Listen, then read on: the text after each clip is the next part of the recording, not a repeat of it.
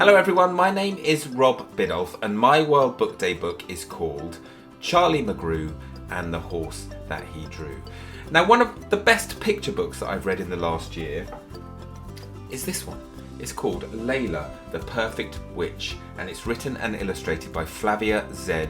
Drago. Now, I could have picked any of Flavia's books, to be honest. There's 3 books in this particular series. There's Gustavo the Shy Ghost, there's Vlad the Fabulous Vampire, and they're all just as good at each other, but I think this one is just about my favourite. So it's all about this little witch here called Layla, who comes from a long line of witchy bakers, and as such she's desperate to win the famous baking competition, the Magnificent Witchy Cake Off.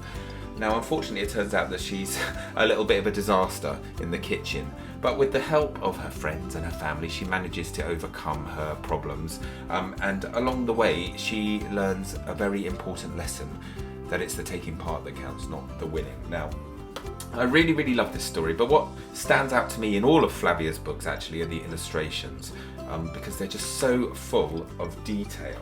Look, there's just a random spread that I've picked.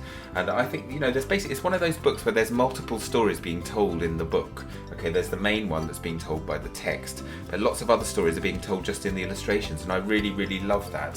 So there's lots of starting points for other stories on every single page, and it reminds me of Richard Scarry in that way. He was one of my favourites when I was little. And also, Flavia is from Mexico, and I think that her cultural heritage really comes through in her illustrations, particularly in this series, because we know, like in Mexico, they celebrate the Day of the Dead, don't they? Which is a really joyful celebration of that families have for the members of the families that have passed away.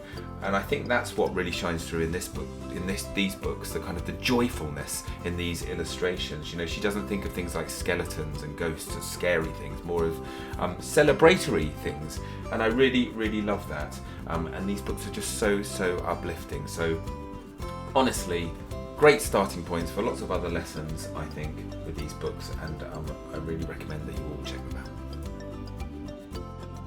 Now then, one of the very best chapter books that I've read in the last year is this one. Now, this is a bit of a funny one because the book actually isn't called Bear is Back. It's called Finding Bear, and it's written by Hannah Gold. Now, we're very lucky, us authors, because sometimes we get sent early copies of other people's books to read before they've come out, and in this case before the final cover is finished. So look, I got a little sneak preview, and I have to tell you, I love this book. It's actually a sequel to Hannah's first book, which was called The Last Bear, which came out a couple of years ago. You might have seen it, it won lots of awards, and it's all about this little girl called April who visits a place called Bear Island in Svalbard, where she meets a polar bear that she befriends and she calls Bear, and she has all sorts of adventures in the first book. But in this book, the second book, she heads back to Bear Island because she hears that a polar bear has been shot, and she is worried in case it's her bear, the polar bear that she met in the first book. So she heads back there and she sets off through the frozen tundra to find her friend. But when she does find him, she gets a lot more than she bargained for. Look. Can you see this little chap down here? A little baby polar bear, I know, cute. And look at that amazing illustration by Levi Pinfold. Now listen, I love these books. I really love these books. Hannah's writing is so evocative. It places you right in the heart of the ice and the cold. I read this book back in the summer when it was really hot, but I had to put a jumper on because I felt so chilly reading it, because her descriptions are just so brilliant. It's a real page turner, and also I think it's a really great starting point for lots of important conversations about things like global warming and wildlife conservation. So I think it would make a brilliant class read, actually. So yes, Finding Bear by Hannah Gold, definitely one of my books of the last year. One of my favourites is a bit of a classic. In fact, it's a total classic, and I'm slightly embarrassed that it's taken me this long to read it, because all of my children have read this when they were at primary school, and they would always tell me how good it was, but it's taken me until now to actually read it myself. And this book is called Kensuke's Kingdom, and it's by the great Michael Morpurgo. Now, it's all about this boy called Michael, whose parents take him on this amazing adventure, this round the world yacht trip. And about 10,000 miles into this yacht trip, the family's dog, Stella, who's on the trip with them, goes overboard, goes over the edge of the yacht. And so of course Michael jumps in to try and save the dog, but the yacht just sails away, so the two of them are left kind of stranded, and they end up washing up on this seemingly uninhabited island. But they soon learn that actually it's not uninhabited. There is a man who lives on this island, an old Japanese man whose name is Kensuke.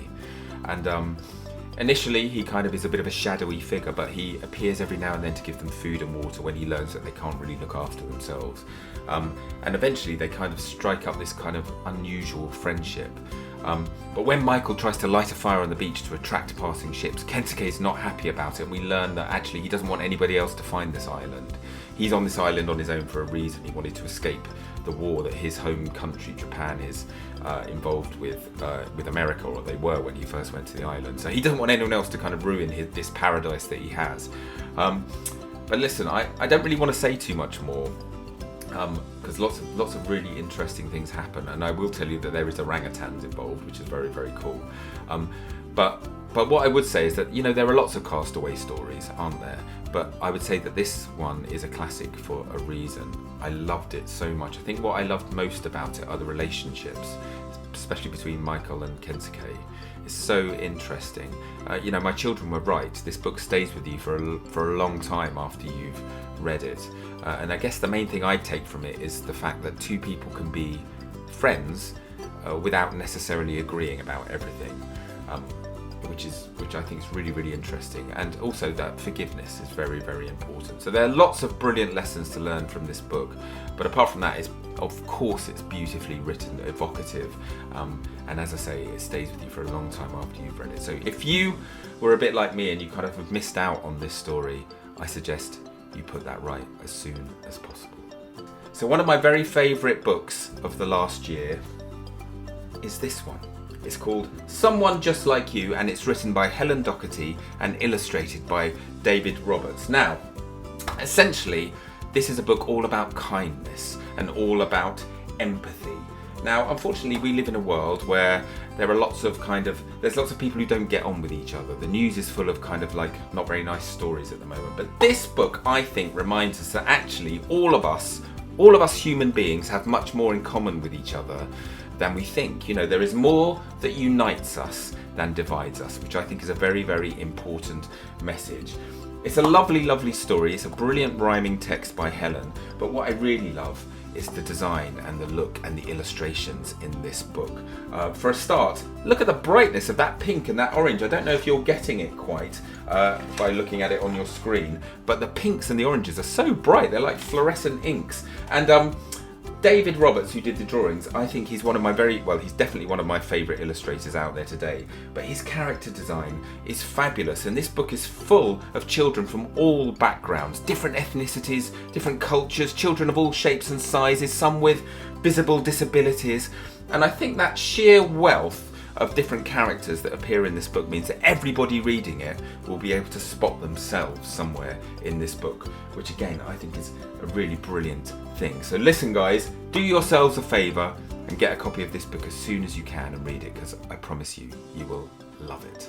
This one by the great Oliver Jeffers is called Begin Again. And I guess you'd call it a children's book, but it's a very unusual children's book. In this book, Oliver takes us right back to the dawn of time, and we have a little look at at our journey on this planet, and by our, I mean humankind. So we go on a kind of whistle-stop tour of our evolution, so from when we first left the oceans to when we discovered fire, that we can make fire, to when we started producing our own art, right through to when we started deciding that some parts of the planet were ours and other parts were theirs, and we started to draw these kind of imaginary lines and start to fight each other. So in this book, Oliver explores some of the very big questions that we have as people.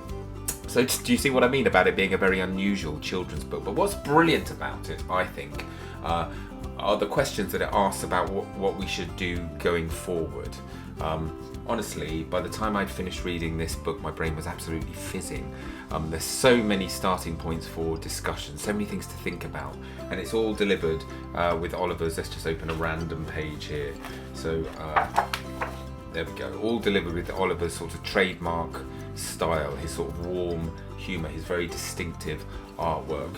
And it really, really makes you think about what it is to be human and what we can do to best preserve this planet that we're all currently playing on. So a really, really amazing book, very unusual book, but I really, really recommend that everybody checks this one out.